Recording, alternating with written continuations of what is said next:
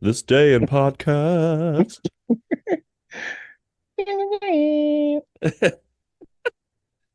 All righty. Well, let's get right into this. Greetings, Echo Spective family. Welcome back to another riveting episode. Echospective. Are Welcome. you, This is Marquise. and this is Nathan. Marquise, are you riveted today? Like that word is kind of out of my vocabulary, so I'm gonna guess on yes. Okay, I'm gonna that's guess good. yes. Yeah. Yeah, that's not a word that most people use all the time, nor is it Yeah, one that you I pull that use one all the out. time. So Yeah, I know. You pull that out for the podcast. You wait that's till next week. right. I'm gonna find me a word next week.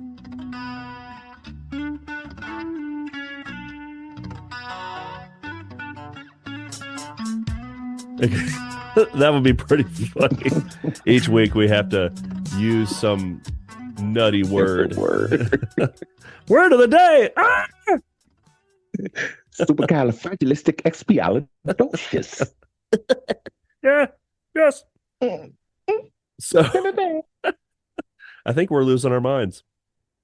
Yeah, already, and we just started the show. But listen, guys, getting to it. Listen, we're here, Nate and Marquise here. We're here, Echospective. We want you to be able to contact us. We want you to be able to give us your ideas and stay in contact with us. So Yeah. check us out on our website, which is echospective.com. You can send us a message with the little square box on the screen that says, when you go to the website, it says, send us a message. Typical. Yeah. It has an exclamation mark because we It's as really, simple really as that. want you. That's Yeah, right. the We exclamation mark. We really, really want you to send us a yeah, message. we're not yelling at you to send a No, message. We're just like, no, come on, you nor should do we really do want you this. to, yeah, nor do we want you to go gangster computer or uh gangster typing on us with that and say, why are you yelling at us? But anyway, you can go to Facebook, Twitter, YouTube, TikTok, and buy us a coffee. And also, Nate, they can call us at 336-298-8124. Yes, that's right. Mm. Oh, and friends of And the show, please, please, please, please, we want you to be friends of the show. that's right. And we're going to be talking to a new friend today. Tell Uh, us about it. yeah, his name is Matthew Troy, and he is a conductor and a music director. And I went to high school with the guy, so that's pretty cool. Oh, that is awesome. Are we going to hear any high school stories about you too? No, uh, Mm. we didn't really get to know each other until senior year when we were both in a musical. Um, but Okay. I tell you, Matthew's story is much like the other stories we have on this show. It's pretty Riveting. inspirational. It's just I right. like It's riveting. riveting. Riveting. Rosie the Riveter riveting. Ding, Um, ding, ding, ding. he I don't know, he's just another one of those guys that kind of always knew what he wanted to do and he just went for it. So it's some cool stuff. And talk a little bit about classical music and kind of the world of conducting. That's something that I knew Zippo about. So I No, was but interested. that makes two of us, so I can't wait to hear it because I know now the only thing I do know about it is I did start playing the viola and the Uh-huh. violin. I didn't last long.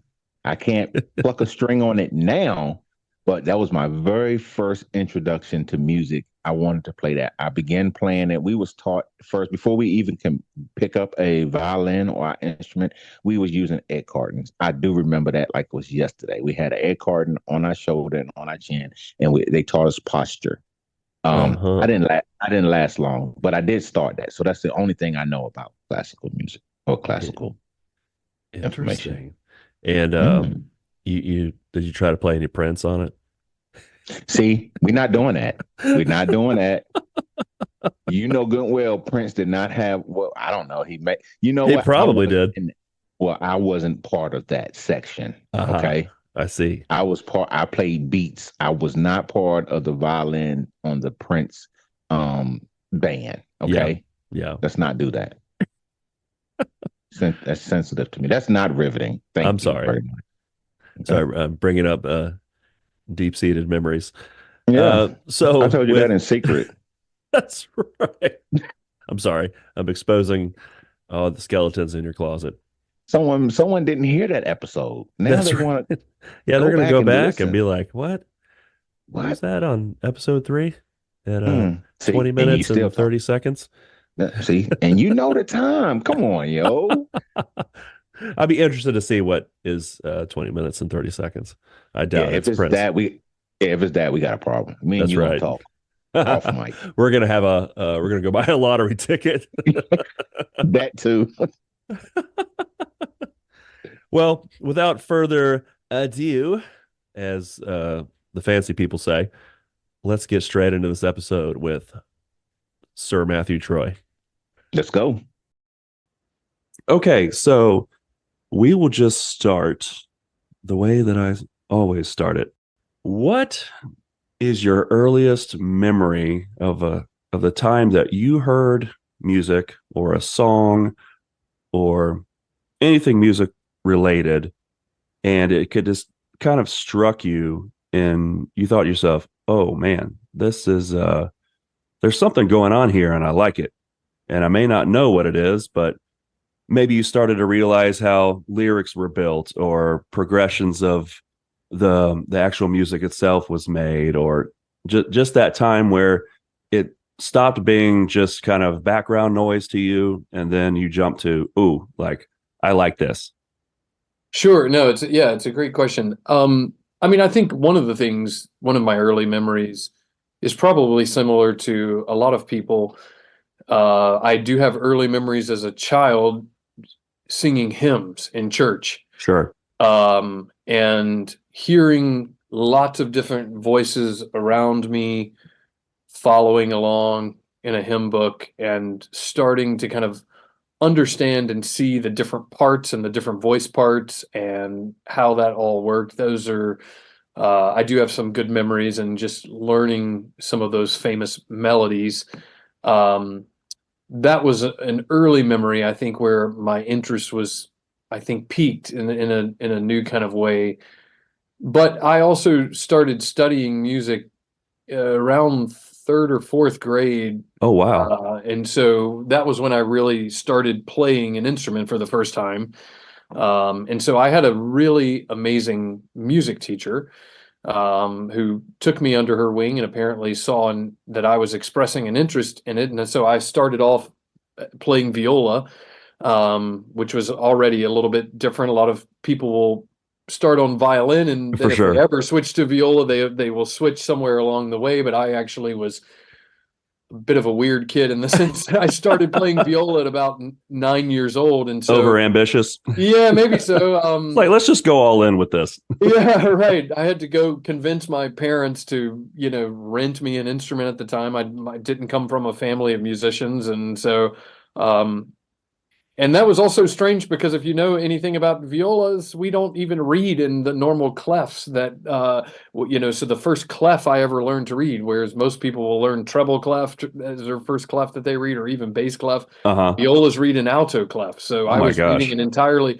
and I didn't even know that that was weird at the time, That And was so, probably a good thing. yeah, it was. So I started, learning that, and then would bring my instrument home and was loved to practice. I was never a kid that my family had to make me go practice. I always wanted to go practice, and so I loved kind of watching what my fingers were able to do on the instrument. I was Yeah. fascinated as a kid, being like, "Wow, look at my fingers go! Look at what I'm able to do," and that was really cool. And also, I think when you're playing a stringed instrument like that, the sound of the instrument is so close to your body that you just feel like a natural connection to Yeah. the instrument and the sound.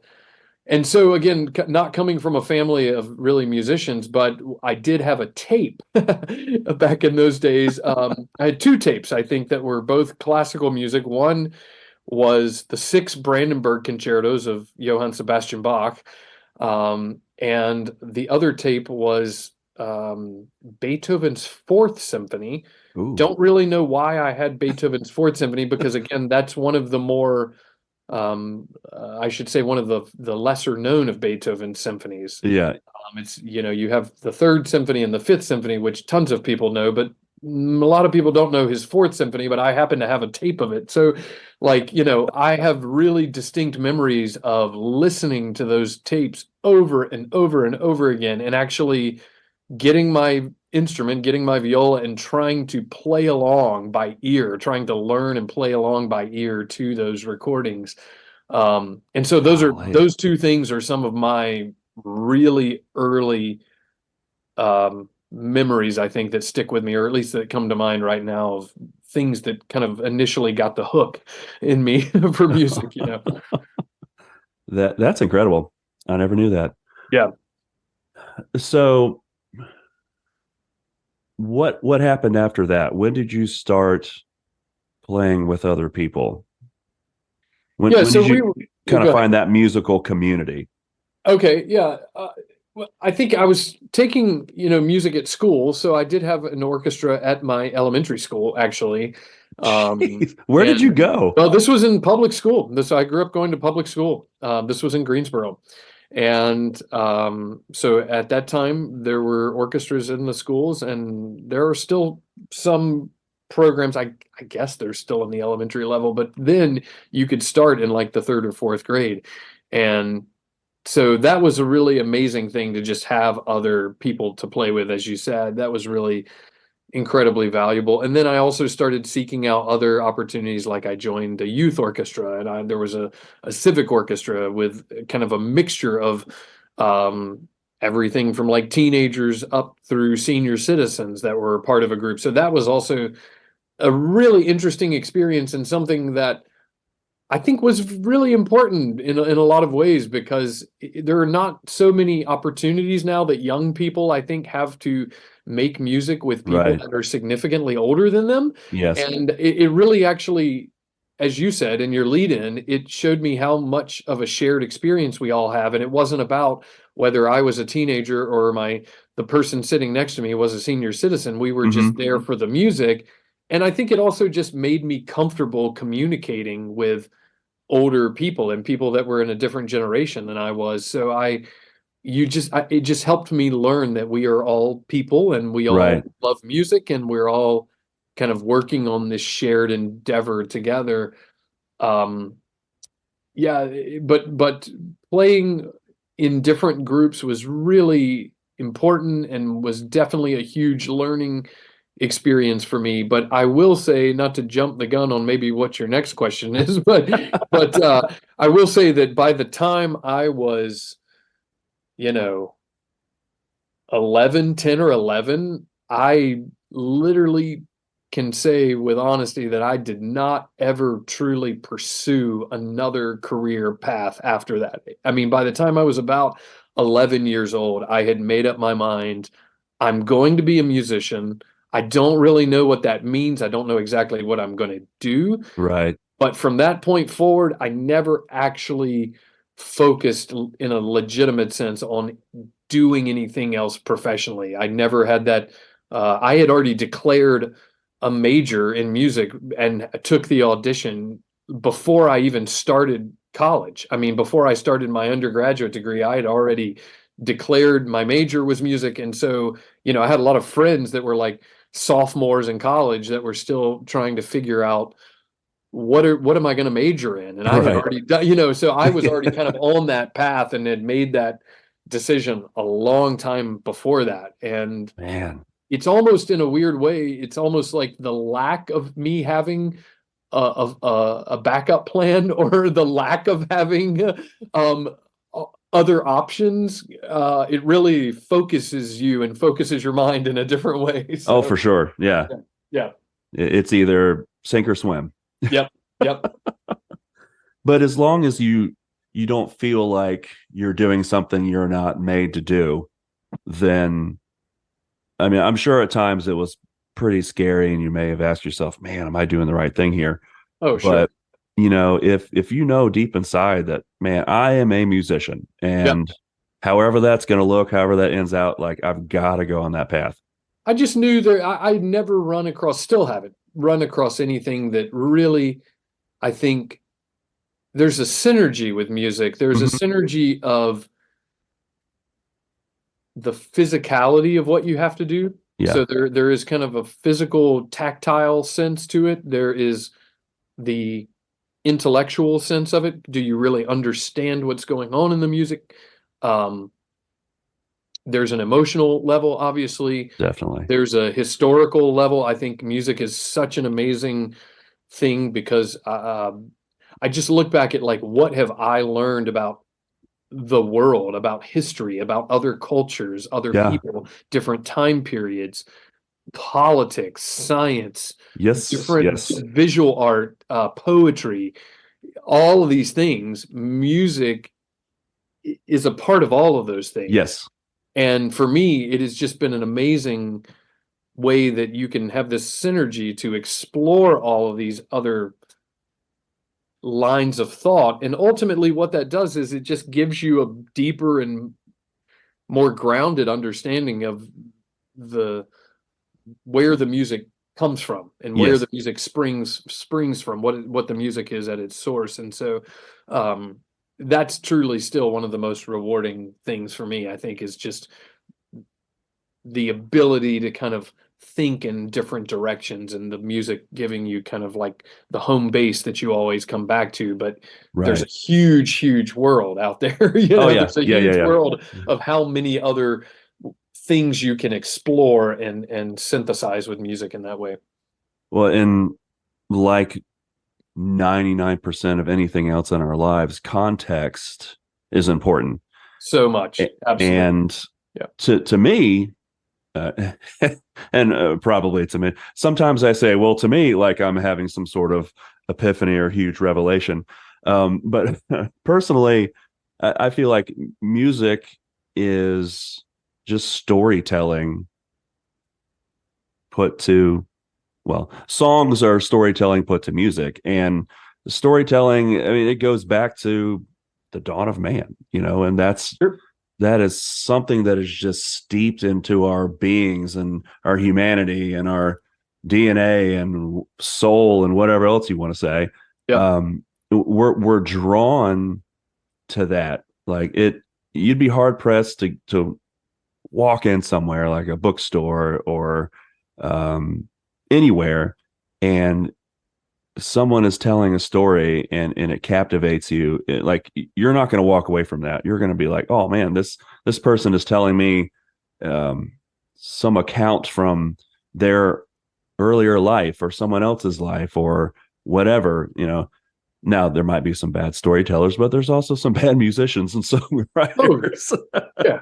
Yeah, but I um, think you're exactly right. Like the power of yeah, storytelling and the yeah, power it's that gripping. it is gripping. I think it provides, something for us to hang on to, right? Yeah, It's like a framework. It's also things that can help us remember certain things and certain yes, lessons, and the same musically. I mean, a lot of concerts I do now as a conductor, like for example, later this year, I'm going to be conducting Hector Berlioz's Symphony Fantastique, which is, this incredible work of programmatic music, which you cannot really separate the story from the music itself. And yes, the music itself is kind of depicting a certain story.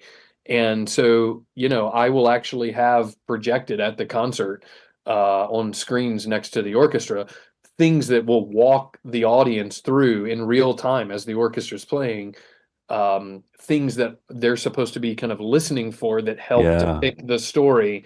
And again, it's just because I think classical music in general is just more abstract. That becomes sure. more difficult in a modern world to connect the dots on some of Hmm. those abstract things. And so it's not about dumbing it down, but Right. it's about just trying to, again, make sure that what the composer wrote is effectively communicated to the audience. So at the end of it, they understand what they just experienced. And Right. the story is a really pivotal part of that. Yeah. Well, and some people are more visual anyway, and Absolutely. making something that's a mixed media presentation. I mean, you're reaching more people than you could doing one or the other. That's right. Yep. So, I'm glad that you brought up the whole conductor thing. Yeah. Take us on that journey. Like when did that start? For I remember back when my wife and I moved back to North Carolina after living in Georgia for a few years. Right. I was staying at my father's house until we could find a place to live. And so during my job hunting time and whatnot, the news was on, and you were on the local news talking about a concert that was coming up, and I was like, "What? What?" You're like, I know that person. Yeah, it's like, "Hey, that's pretty cool." Yeah. And much like a lot of people after school and stuff, you kind of lose touch, even though that there's Facebook and all that, and Yeah. so you kind of you don't always know what other people are up to. So that was a pretty cool surprise. So I've been kind of waiting to find out the the story behind that and Well, what if you sparked it. remember, because our connection goes back to our high school years, Right. and if you remember back then at our high school, there was no orchestra at our high school. Uh-huh. Right. And so that was actually the reason that I ended up joining the chorus was because I was just looking to do something in music. I had this kind of, earlier experience as a kid, like I said, even with like singing hymns and things Yeah. like that. And so chorus and choir seemed like a natural thing for me to get involved in at the time. Thought I might be able to learn something from it, which I indeed did, and it helped me find my voice as a singer. I spent actually years performing as a singer in different genres after that, on into my early adulthood. Um, but it doesn't surprise me that a lot of people that may have known me from that part of my life would really have no idea that I would end up as a conductor, Yeah. because there was just really not the proper avenue at our high school for me to express that, Yeah. And Uh, nobody's sitting around going, you know what? I think Matt's going to be a conductor one yeah, day. nobody, yeah, that's right. It just wasn't. And honestly, at that point in time, I didn't have any idea that I would be a conductor. Again, I knew that I would be a musician. I thought Yeah. for a very long time, I had a really intense focus as a violist on playing. And I thought, I would essentially go to school, go to graduate school, hopefully land a college job, maybe as a viola professor at a school of music somewhere, play in a professional orchestra, things like that. Right. But it really wasn't until I was essentially wrapping up my undergraduate degree that I really took a kind of a conducting 101 course, that all music majors have to take a certain number of just kind of getting the basics as a conductor. And so I Right. took this class, and even though I had been very serious about music for years at this point, was finishing up my music degree, um, I realized when I first started looking at a conductor's score how much I didn't know. I mean, there was just a tremendous amount that I did not know. Even though I had been playing in orchestras for years, I knew things from my perspective as a violist. I did not necessarily see and understand the bigger picture Yeah. of a piece of music. And I also, a lot of, for example, like the wind instruments, some of the wind instruments and brass instruments, they transpose. So the note that you see on the staff is not the same as the note that is heard. The sounding pitch is not the same as the written pitch. And so there were all these little details like that I frankly had just no experience with. And so I realized, okay, like if you want to be the best musician you can be, you need to study conducting. You need to study something that is going to demand of you that you have all of this under your belt, like that you really understand how these things interlock, how they work together, how Yeah. a piece of music is built. So for me, I got into it because I fell in love with studying scores, and I had a teacher that helped really uh, teach me, in a kind of an old school way, how to properly learn a score and build an interpretation out of that. But it was really me being incredibly naive also about Uh-huh. um, what that even looks like and how it works in the professional world. I mean, I just was at that point in my life, I had no idea what the profession of a conductor is actually like. I also just really quickly, I had two conducting teachers or people that I looked up to who were professional conductors at that point in their lives that I scheduled like meetings with, one-on-one meetings, and kind of said, "Hey, I want to be a conductor. What advice can you give me?" Just I was Yeah. essentially looking for some free advice. I had both of those conductors tell me explicitly, "Do not pursue this. Do not do it." That's Um, interesting. yeah, and I think in retrospect, I'm not necessarily sure that was the right advice, but I think it was. I understand it more now. I understand that they were basically saying this is a really hard career path. Yes. It is, you are not guaranteed success. There is always way more competition than there are positions. Um, Now that's interesting. yeah, and so they said, if you really kind of hope to have a quote unquote normal life, family life, that kind of thing, this may not be the career that fits the best with some of those goals. And so I guess being the naturally stubborn person I am, which is maybe like also a prerequisite to being a conductor, um, I just always took what they said, but worked really hard to kind of prove them wrong. And so, but I found that I loved it. I found that there was something very freeing about conducting for me. I occasionally dealt with like a little at that point in my life, not anymore, but I dealt with a little bit of stage fright at that point in my life. Uh-huh.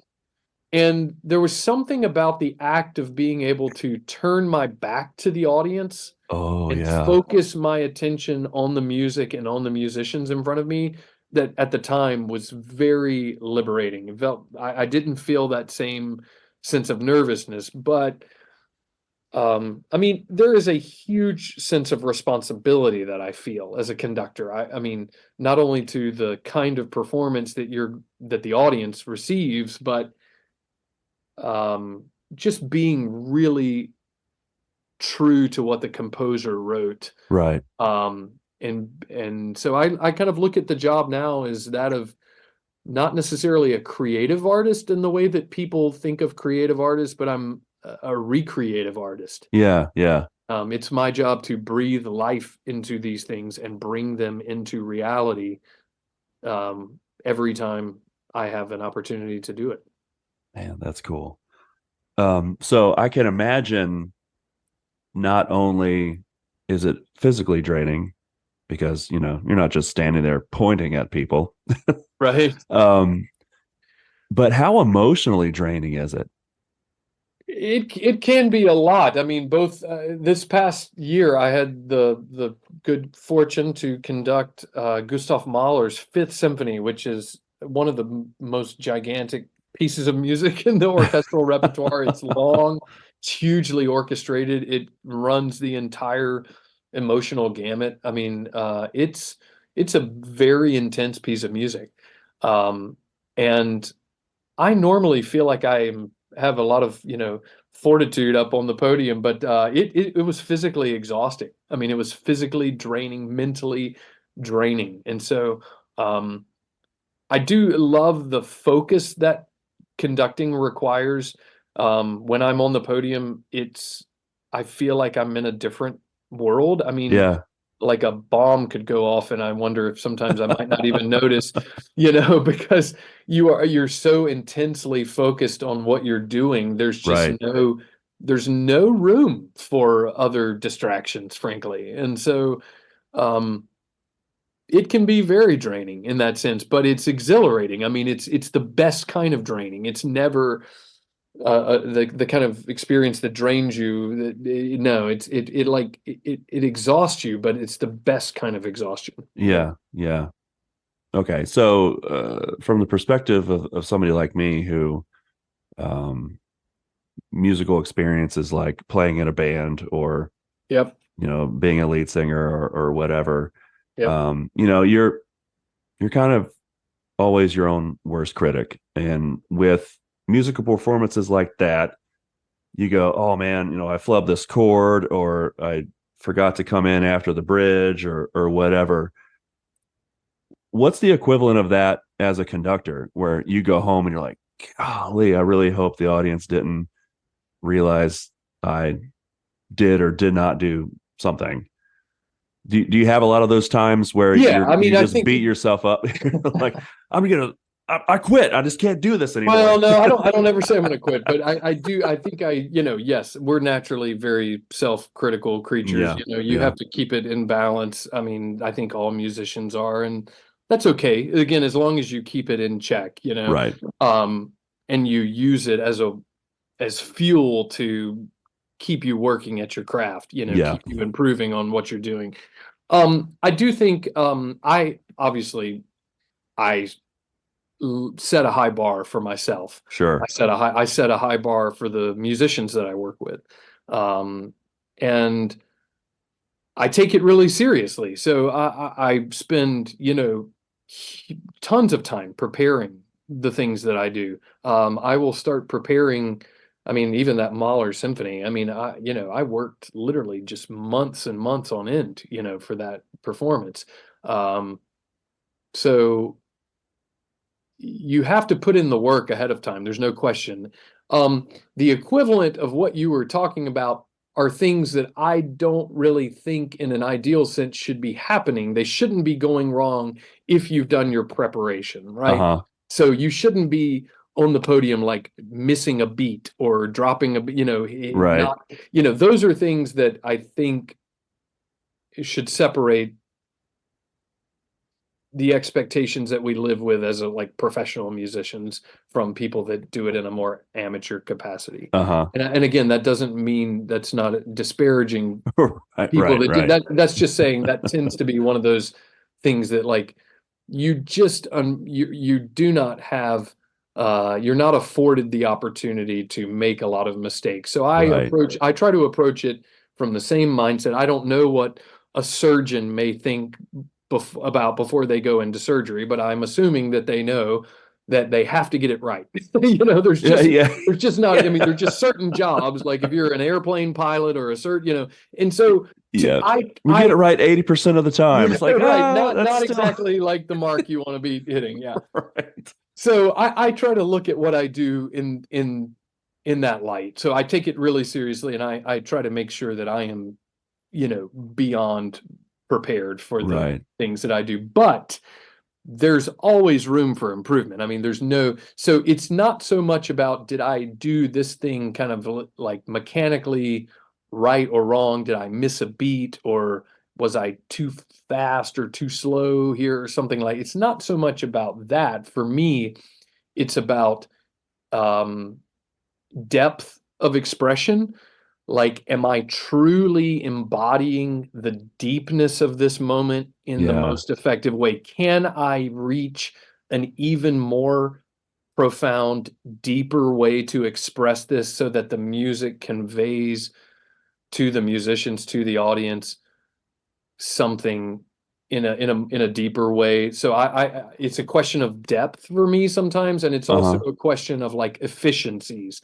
Like there is a physicality to what we do as a conductor. So um any motion or any extra thing that you're doing that doesn't really serve a higher musical purpose is not needed. So it's sometimes looking for things that you can take away from what you're doing rather than things that you need to be adding into what you're doing, if Uh-huh. that makes sense. So it's Yeah, for sure. trying to like really strike the right balance of achieving like the perfect way to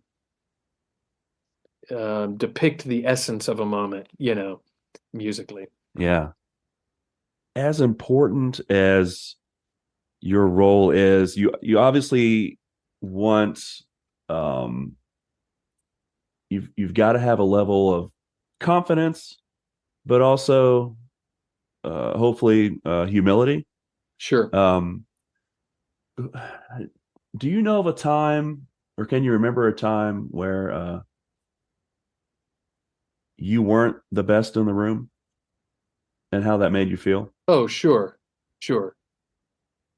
Um, I think I've certainly have felt that feeling many times. And for me, I think again, it's about how you frame the situation. So I always look at those opportunities as a way to grow. I mean, it's just you've Sure. got to be willing to grow. I think back to some of the first times, one of the first times I ever conducted an orchestra. I mean, one of, if not maybe the first time I ever conducted a real orchestra, like a full orchestra. Um, yes, I was dealing with musicians that were far more experienced than I was. Uh-huh. I don't know if you've got time for a quick story, but I could tell you kind of a funny story that comes to mind. Oh yeah. This was really early on in my time as like career as a professional conductor. I was done with school at this point, but one of the first times I had stood in front of a professional orchestra and was conducting Beethoven's first piano concerto.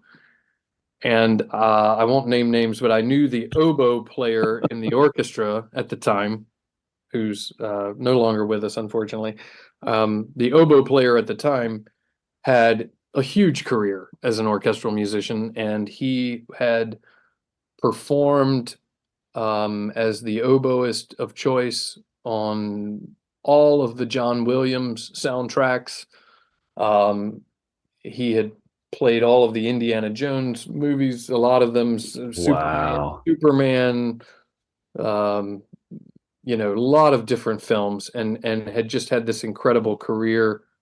Close Encounters of the Third Kind, um, and so I knew this. I knew that this person was in the orchestra, and so I'm standing on the podium. We're in rehearsal, and um, we get to a particular spot in the piece, and I hear something, and I hear that to my ear, it sounded like the oboe was playing slightly flat, and so I was kind of like faced with this choice in the moment. Oh my You gosh. know, okay, what do I say? What do I do?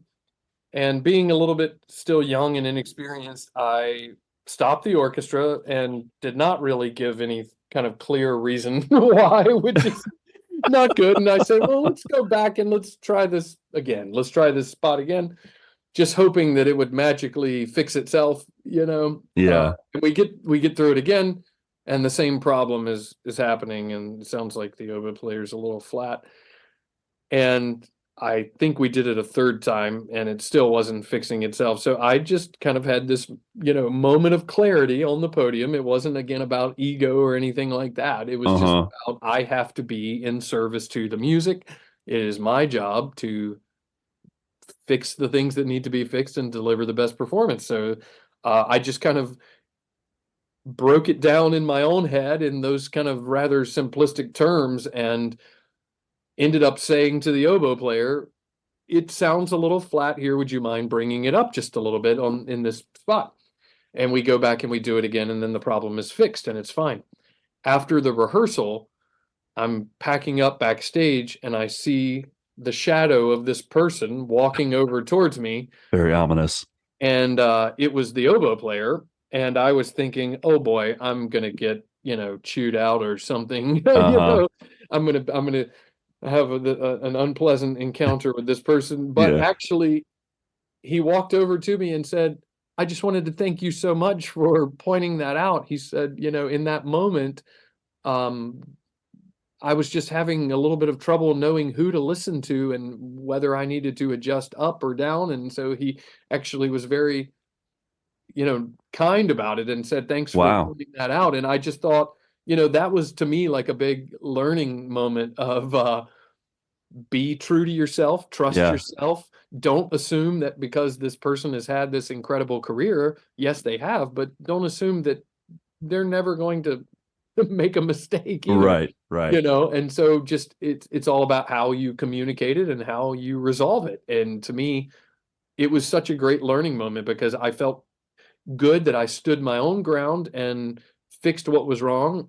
He complimented me on doing it kindly, and so it was just a great experience all the way around. And so, yeah, there's just been a lot of moments like that, that you have. I think conducting is one of those things where you have to learn it by doing it in Yes, a sense too. I mean, yes, you can study a lot, and the study of it is very, very important, but I think there's no greater teacher than standing in front of an orchestra a lot, for sure. you know. So where has doing this taken you? Have you traveled the world and seen many things, or Yeah, I think, yeah, one of the things I love the most about it is just the people and the artist and the talent that I have had the privilege to share the stage with. Things that I probably would have never dreamed of as a kid. uh-huh. Just opportunities, and there's still many times that I kind of pinch myself and say, I can't believe I get to be the person that stands here and does this. I'm not really sure how that happened. I mean, I do have some idea, I guess, Right, but right. but it's like, the fact that it somehow still happens, it's a gift. I mean, I try to really not take it for granted. I love what I do. Yeah, I've traveled a lot, conducted orchestras all across the country, from the East Coast to Alaska, and a lot of things in between, a lot of orchestras in between. Um, and yeah, it's great the music world is a small world, and so it's amazing how many people you start to get connected with, and then it's just a really beautiful thing. It's a really amazing thing. So That's cool. yeah, definitely not a job in the traditional sense. I don't look at Right. it. I look at it like this is something I'm called to do. Um, it's what I feel like we all have such a short time that we're given here on Earth. For sure. Yeah. I mean, it goes by in such a blip, and yeah, you better spend that time doing something that you really truly love. Right. For sure. That's inspiring.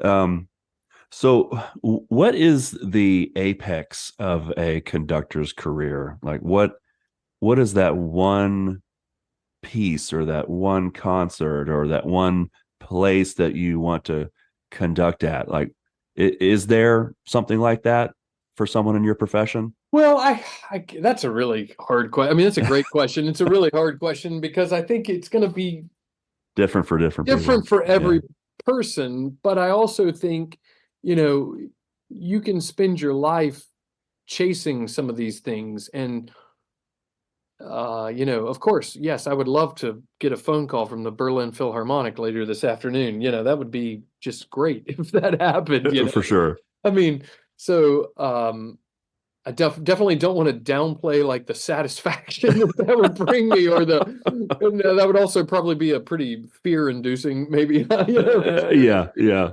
But so there are definitely those moments, but I also just think that you don't want to spend your life focusing on that. I mean, you need to find meaning in the music.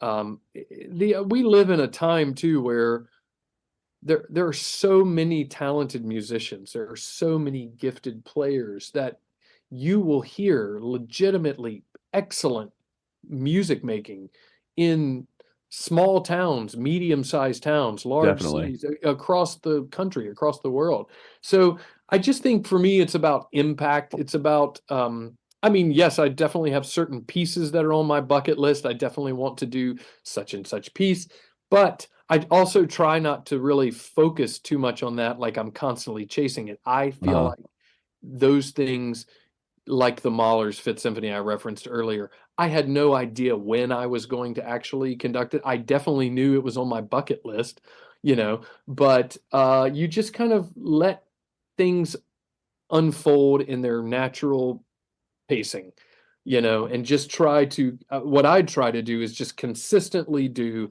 the best job that I'm capable of doing. I approach Yeah, yeah. I've never had a concert that I've conducted, whether it be a concert for kids and children, or a very fancy classical concert, or a pops concert with a famous pops artist or something like that. I don't approach any of them flippantly. Like, everyone is important. Every time I have the chance to do it, my goal is to do it to the very best of my ability every time. Yeah, that's Yeah. good. Yeah. So if somebody wanted to see you flex some conducting muscle in real life, how would they do that?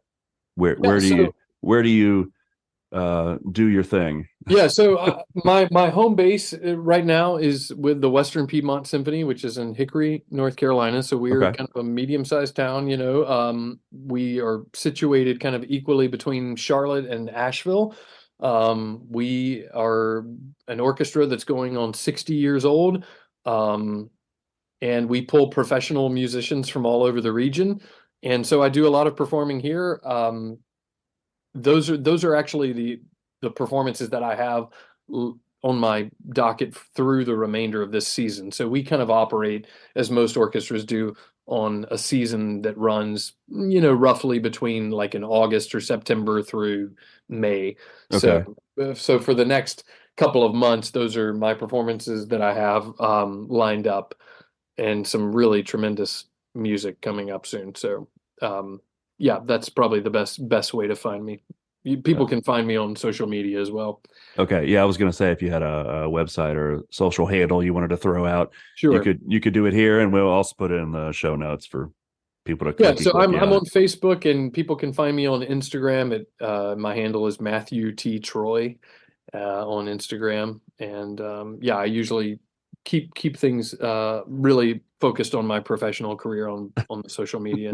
Yeah, platform. You're not taking pictures of your breakfast or anything like that.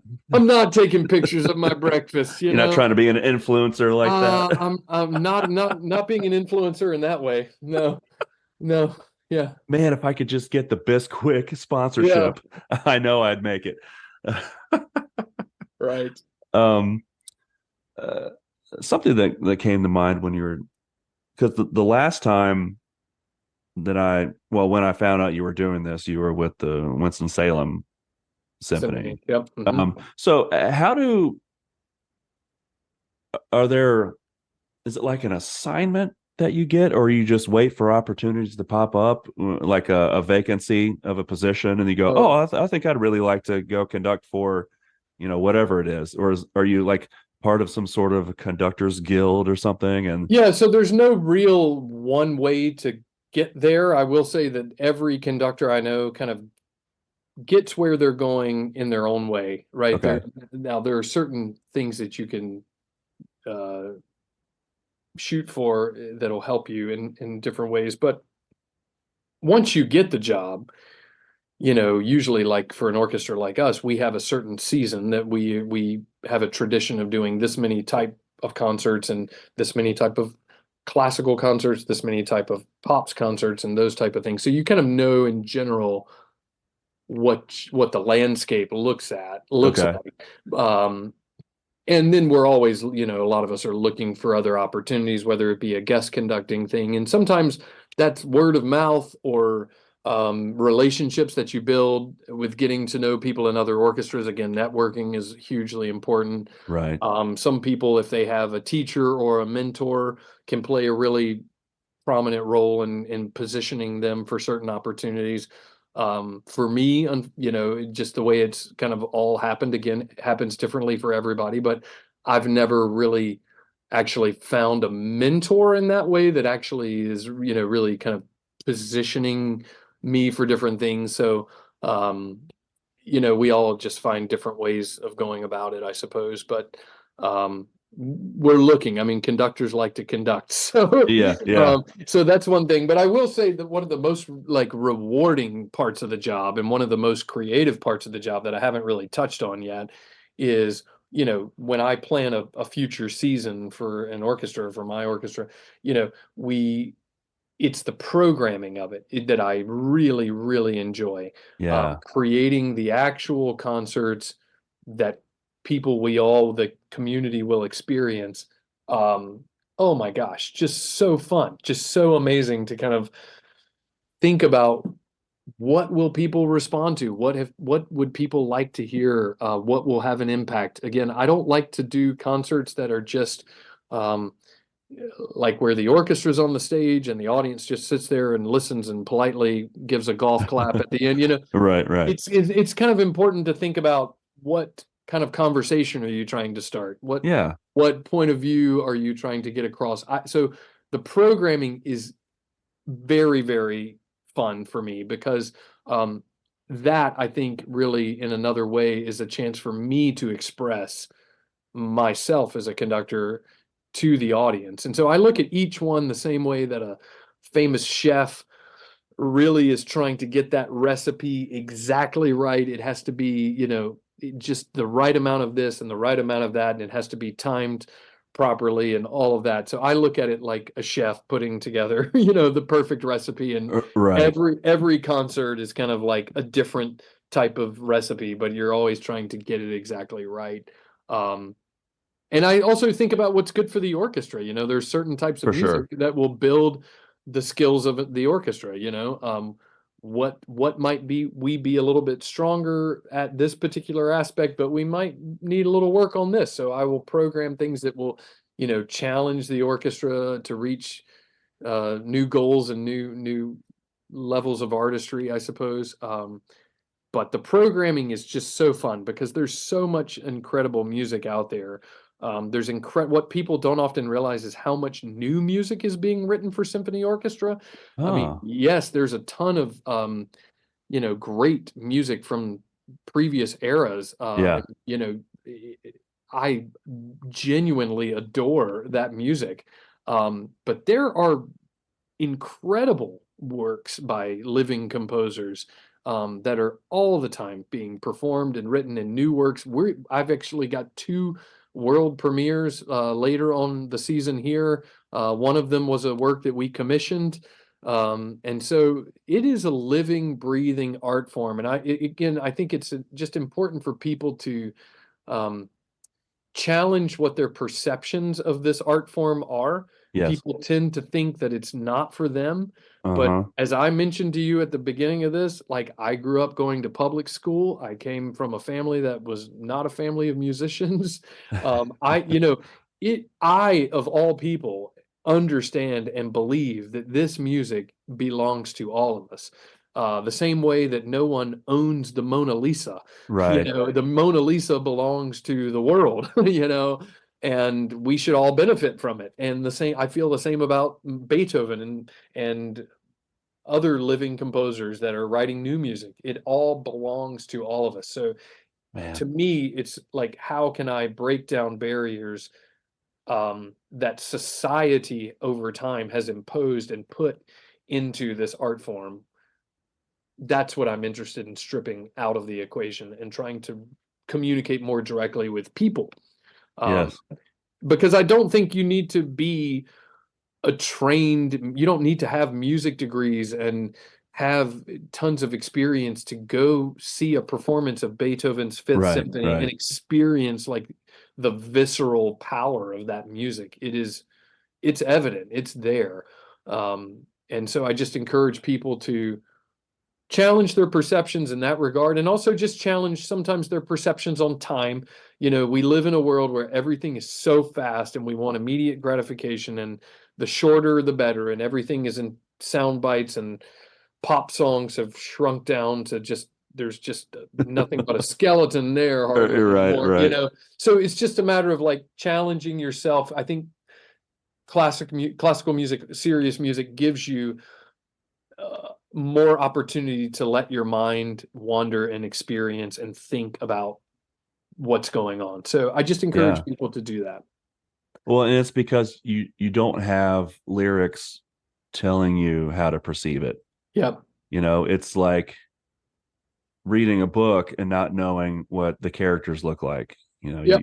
it's up to the reader, or it's up to the listener to kind of fill in those gaps and kind of have some artistic license of their own to walk away with their personal experience. You know, like I was saying earlier, music is such an incredible tool that two different people can hear the same song and have two different experiences from it. Absolutely. Yeah. And it's like, how, you know, And that happens at a that, classical concert yeah, as well. I mean, yeah, yeah. yeah, that absolutely.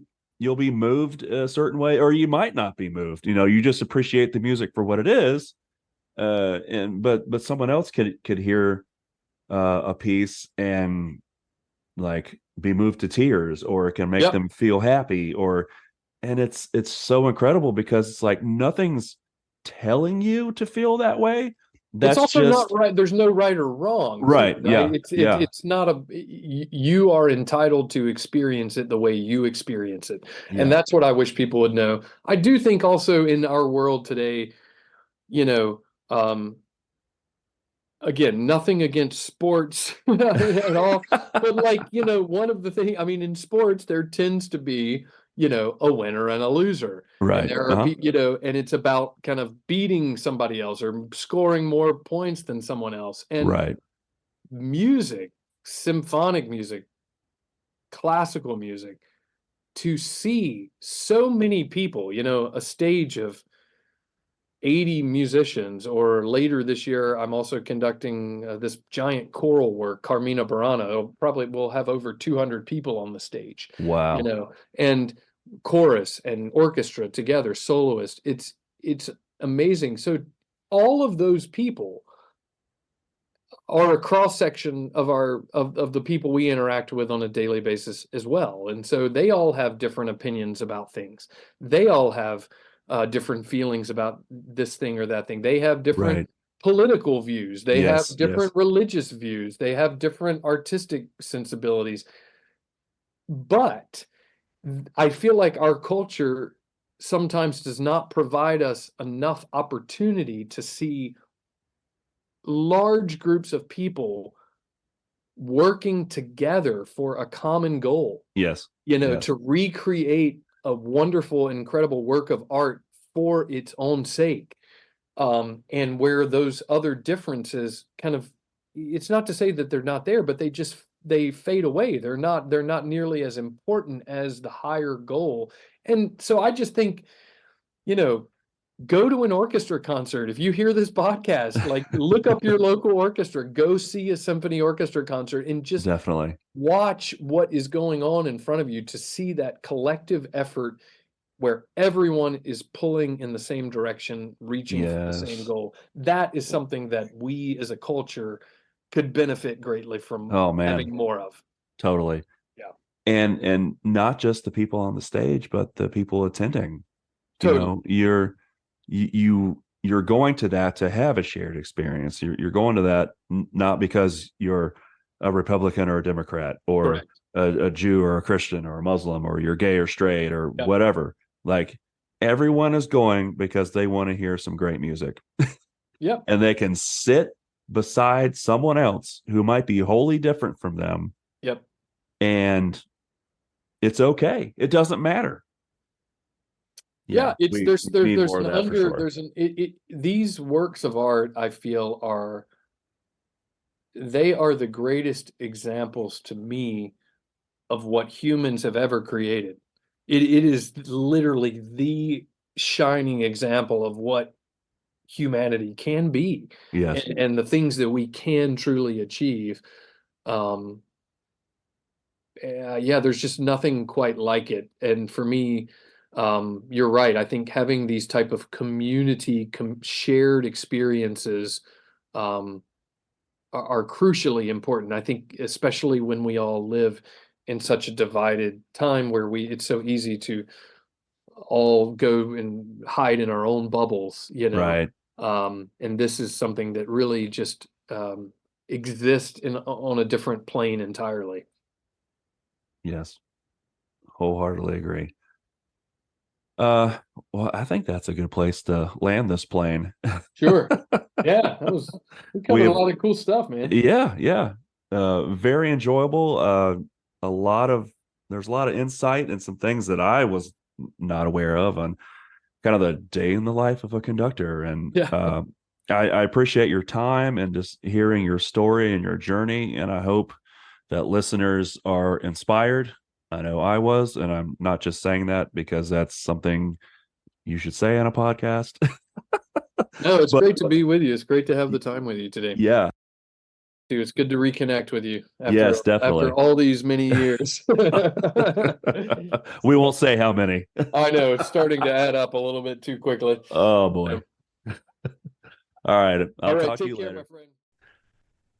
All right. Welcome So, back. yeah. I think there were some parts where I mean, like I said, he's somebody who even in high school was like this is what I want to do. From the And beginning. and Yeah, just from the just beginning did it. and did it. But you know, one thing we have in common What's is that? he started the viola. I started with the viola. You know what? You do you guys know We each got other? connection. No, because I Are you didn't stick related? with I didn't stick with it like he did, Yeah. but Yeah. we started together. I thought that was interesting. When I heard him say that, I was like, oh, we do Yeah. have something So that we were oddballs because I think he said he was like an oddball. I was an oddball too because, you know, that was an instrument that came out of the blue. I told my mom I wanted to play it, and that was out of the blue. Just like me taking German. I know nothing about German, yeah, but I didn't want to take Spanish or French because everybody else was doing it. So it was like an right. oddball thing. So I That took that German that's class, which I exactly can, why I took it. yeah, yeah, and I it's expressive Shigan, and I think that's it. I think I don't even know if I said that right, but that's it. Anyway, it's not Guten about me. Tag, guten Abend. Good talk. Yeah, there you go. Ich heiße Marquise. Mhm. Yeah. Well, you know what? Let's get back to the show. Yeah, let's we kind of veered off the off ramp there. Yeah. Um, so speaking of viola, and I can't remember if when we did this, it was the viola or the violin, but I said earlier at the top of the episode that he and I were in a musical together. Mm. So this was senior year, and it's kind of funny. We we uh we have these people on the show and they tell their story, and then at the end, it's always like, let's make this about us. Hey, wait, hey, I'm with that because I got a lot to say about myself. I would love to. Oh, He so had his time. that's right. You had to listen to him for almost an hour. So we were in a musical together, Fiddler on the Roof, and I was Tevye, and for those people who do not know, Fiddler on the Roof, it is about a Russian Jewish family scraping by, just Mm. trying to make it. And Tevye has all these daughters, and they're falling in love with people who Tevye just isn't sure that he wants his daughters to marry these guys. Um, but it's a extremely classic musical. Um, and I didn't really know much about it beforehand, but being in a musical was on my senior bucket list. Musical or play. Um, so when they said that they were going to do Fiddler on the Roof, I was like, I don't really know what that is, but I'm gonna go for it anyway. Yeah, that was like And me when I was in theater and I did Cats. oh gosh, Yeah. Yeah. Imagine that. I was tall in high school and I was man, crawling on the floor like a cat. You know what? It's not man. about me. Why do we keep doing it? Fiddler on the Uh, Roof. Continue. yeah. So and people, again, if you're not ultimately familiar, I think once I heard a couple songs, I was like, oh yeah. So like the Matchmaker song is in that Matchmaker, Matchmaker, make me a match. And Hmm. if anyone has seen Mrs. Doubtfire, Yes. that Classic. they would recognize that song during the montage of him trying on different prosthetics and makeup and all that kind of stuff. Um, there's If I Were a Rich Man, Yabba Dabba Doo. Just kidding. Hmm. That's not what it does. It's similar though. It's not too far off. Um, Close enough. and then many years later, Gwen Stefani did somewhat of a rendition of that song. Yeah. Yeah. Mm. So, but hey, that kind of shows the staying power of musical theater in pop culture, you know? Yes. So, anyway, back to the musical. It was a musical I was unfamiliar with and decided to give it a shot anyway, and then ended up getting the lead character, Mm. which uh, I don't know. I was surprised. And it was a great show, fun show. Matthew was the fiddler on the roof, and there was this little part where I'm kind of having this stupor and I'm moving about the stage and he's playing around me and I'm kind of getting lost in it and it was a fun time and then it fades to black. Um but I knew then that that dude was going places because he tore that fiddle up, man. Tore it up. Well, I guess so. He was playing since he was 3. Yeah. I knew back then that Matthew was uh, uh gonna do like music was his thing. You could just tell it was in him. So that's just really neat to know that that was his path. Mm.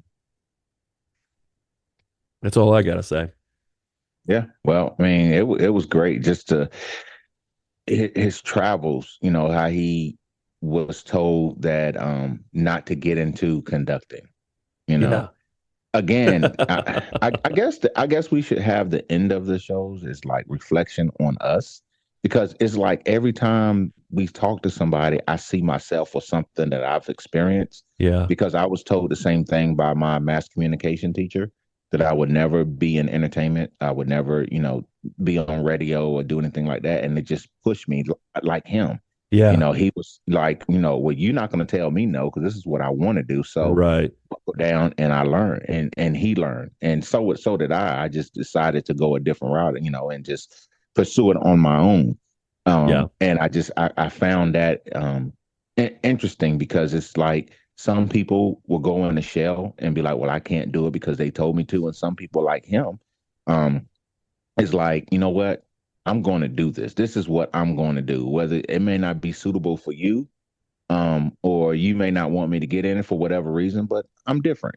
Yeah. It's going to be different. And he went that route and made something of it. And actually, another thing that caught my attention was him. He didn't want it to be like a traditional type thing because he Uh-huh. had. I think he said he had like has a screen up or he's like storytelling or something as he go along to keep people engaged and and trying to get them to follow along with I guess the purpose of the orchestra. Yeah. Um, and I found that interesting. And Yeah. man, to have 200 people on stage at one time Yeah. and you standing up there leading them, that's gotta feel awesome. Yeah.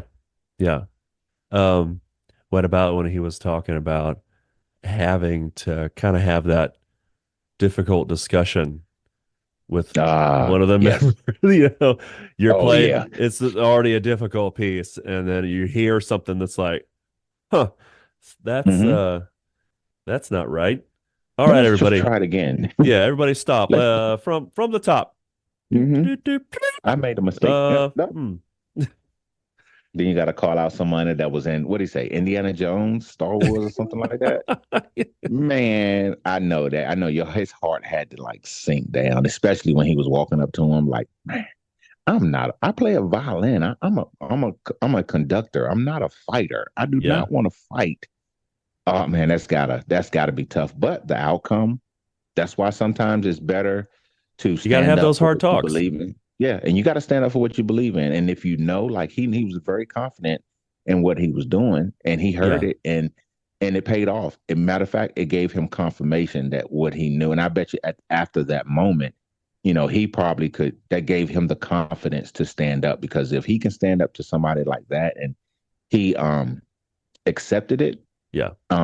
he was like, okay, well, I can do this. And I think that Yeah. may have, kind of catapult him or give him that extra strength, because again, he never said he was, at any moment was like, I can't do this anymore. I Yeah. remember, I think you even asked him at one moment, did you think about saying I don't want to do this no more? He was like, no, no, no, no. I never thought that. Now Yeah. that's something that's powerful, because even me Yes. myself, I've thought about sometimes just, what, let me just go do something else. I don't want to do Yeah. this anymore.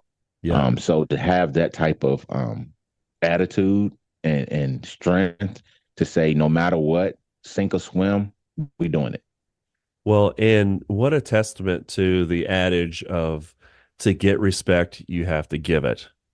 Right. And we've all seen the movies with any sort of orchestra scene in it or something, and you've got the arrogant conductor who's going to call somebody out right in the middle of rehearsal in front of everybody because they want to make an example of them. You Mhm. know, that's obviously A not lot a of good way to go. a lot of times it's well, I think most of the time it's how you say something. Oh, for It's not sure. it's not what you say a lot. It's more so how you present it. Right. And just like you said, you got those, you have some people in every field. I'm sure you experienced them that, that's just because of their power or their position. They want to call out, and be aggressive with it and Right. make you and try to belittle someone. I don't get along with them people. I'm allergic to people like that. Yeah. Yeah, because it's not good for anybody. You don't need to conduct with fear. You Hmm. don't need to project that on your team, whether it's an orchestra or coworkers or a sports team or whatever. Um, it's a lot easier to get 110% out of somebody when they know they're valued and respected. Right. Absolutely. So, well, I think that just about wraps up another episode. Of echospective. Yes. Why am I whispering? I don't know. We should talk like Is this all echo the a time. whisper? Is echo? You know what, Ooh, guys? you know, Thank you for, it it, you know what. it kind of is. It's kind of a whisper of a sound from minutes gone by. Is there ever someone that's an echo whisperer? You know what? We getting off track. Yeah, I think what's her face is in that show. Jennifer Love Hewitt. Is that Oh, is that who yeah, it she's in was? it. Yes. You know what? Oh, I'm so sorry. But again, thank you for listening. We really enjoy. We love doing this, and thank you for just giving us your time. And again, you can yes. check us out. Give us a call at 336-298-8124, and Facebook, Twitter, YouTube, TikTok. You can also buy us a Tick coffee. tock. We thirsty. That's Um, right. Not and not in then that way. not in We're that. No. Oh no. Matter of this, fact, this clean isn't a that up. thirst trap podcast. Oh my goodness. Okay. Um, did I miss anything? Oh yeah. Send No. us an awesome message. And I email. Mm-mm-mm. Do we have an email? Yeah, You know we what? do. That's where that Okay. button sends it. Oh, send us a message. It's to the email, guys. I just Yeah. figured it out. Yes. Hey, So, hey, Marquise, I just want to tell you, we're doing this podcast. mhm. I don't know Yeah. if you've checked it out or not, but you're on Uh, it. okay. Thank you for telling me. I I will just go. wanted to catch you up. Yeah, I want to check that out. I think I'll be Yeah. interested in hearing about Yeah, that. you should So, share it with everybody you know. so send us a message with the exclamation mark. That's right. Check us out at echospective.com, y'all. And don't forget to check out This Damn Music. Oh yeah. We'll see you next week, guys. All right, I'm Marquise. And Out. I'm Nathan.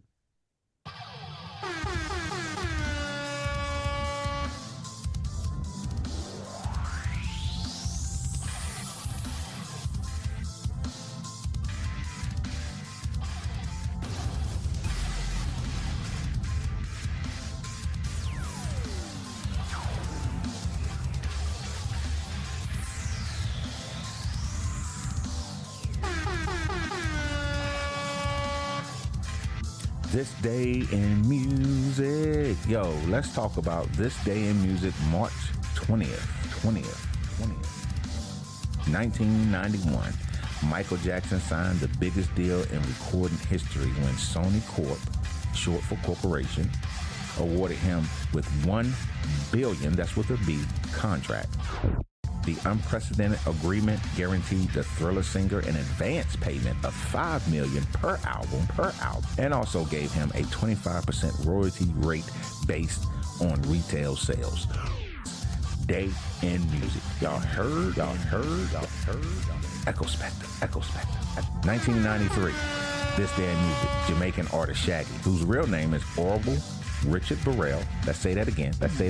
Orville Richard Burrell saw his debut single, Oh Carolina, top the UK pop chart. The song was a cover of a 1960 Prince Buster produced Ska. You know what?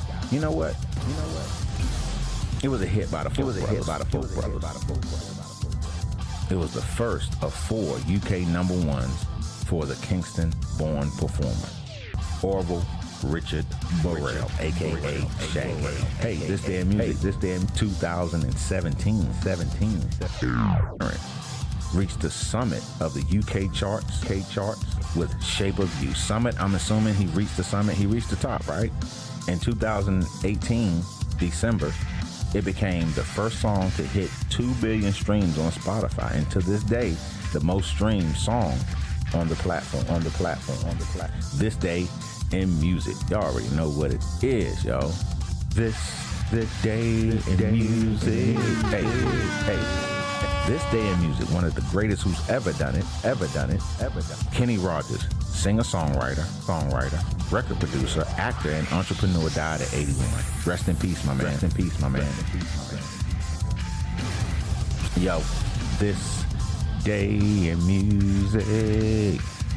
We're gonna sing all the way through, or not. We're gonna talk about some things here, but that's what this Day in Music is all about. Letting you know information that you may not know, that you may already know, or some information that you may not want to know, but we're gonna tell you anyway. Show enough. Hey yo, listen. This Day in Music, 1971, March 20th. At their own expense, out of their own pocket, the Rolling Stones placed a full-page advertisement in all of the UK's music papers disclaiming any connection with the release of the Decca album Stone Age, saying, in our opinion, the content is below the standard we try to keep. That's what they said. I didn't say it. They said that. The Rolling Stones, 1971, This Day in Music. Go ahead with your bad self.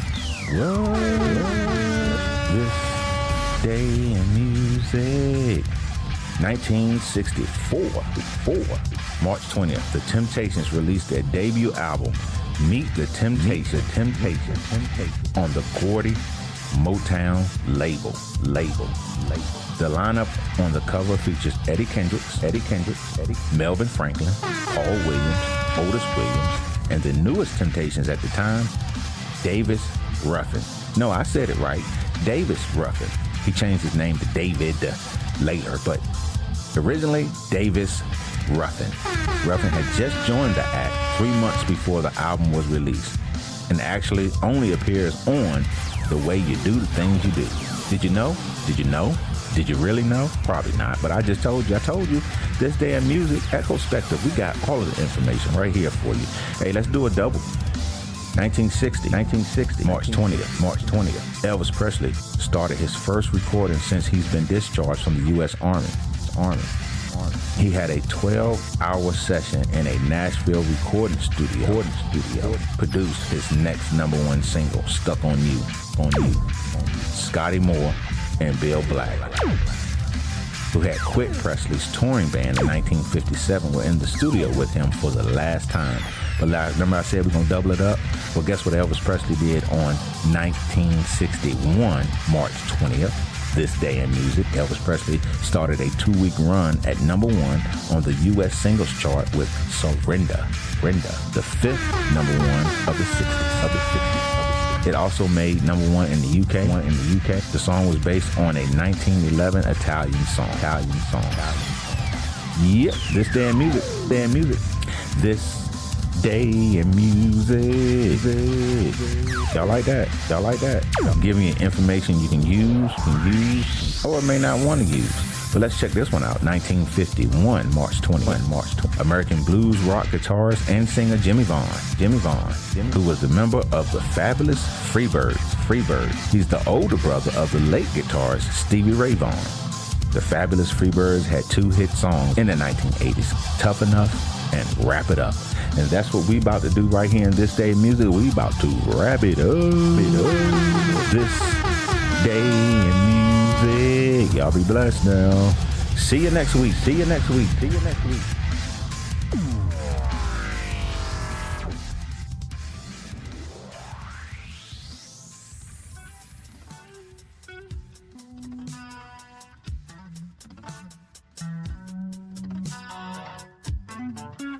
Echospective was recorded and produced in Mockingbird Studios. Brought to you by Marquise Burke and Nathan Sieg, and in part by their respective families. We thank you all so much for pushing us to strive for excellence. And we thank you, the listener. Your support means everything.